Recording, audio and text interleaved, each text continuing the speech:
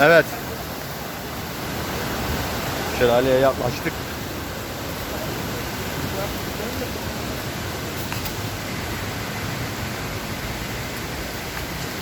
İzzet Bekoviç önden yürüyor.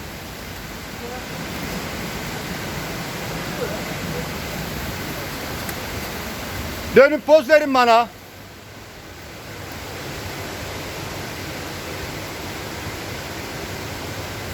Keyifler o şey.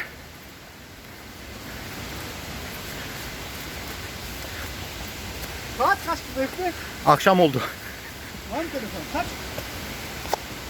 Hacı şey çekiyorum, video görükmüyor. Hadi saat kaçtır? 12 falandır ya. Hemen ateşi yakın. Öldüm açlıktan. Yüzümüz yerlere bakın.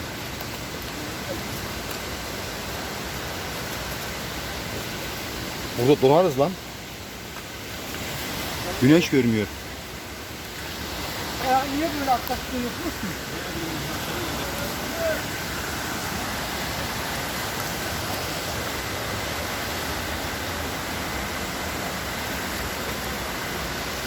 Ahmetler kendini çekiyor. Oğlum sen de çekiyorsun, arkamdasın işte. Gel resim çekelim. Bakıyor hem böyle poz videodan. Resim de çekebilirim böyle.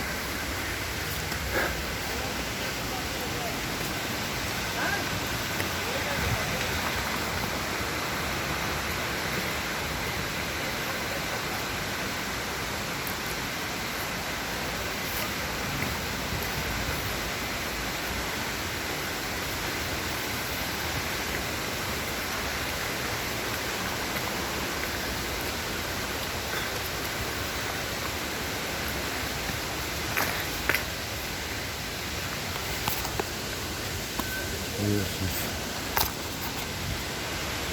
Mehmet kardeşim orada kaldı daha.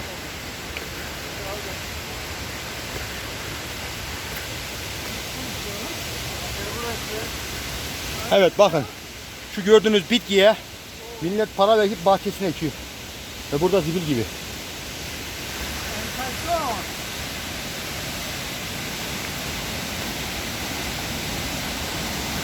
Hedefe ulaştık. Evet arkadaşlar, gördünüz, duydunuz zilin sesini. Evet, harika manzara arka tarafımızda. Mükemmel. Mükemmel. Mükemmel.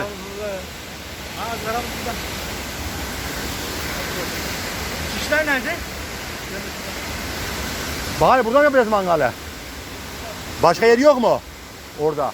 Bence şurada yapak karşıda. Abi orası ıslanıyor bir ha, yağmur gibi yağıyor. Yağmur yağıyor gitmedi ya.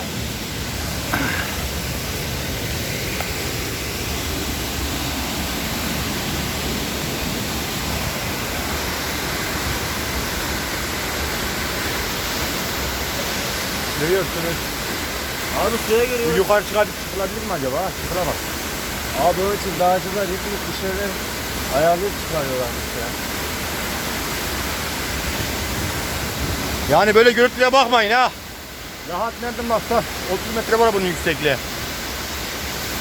Evet, bu kadar arkadaşlar. Bugünkü yürüyüşümüz bitti. Evet, şu an mola vereceğiz. Karnımızı doyuracağız. Çok acıktık, çok terledik. Görüyorsunuz her tarafımız su, ter.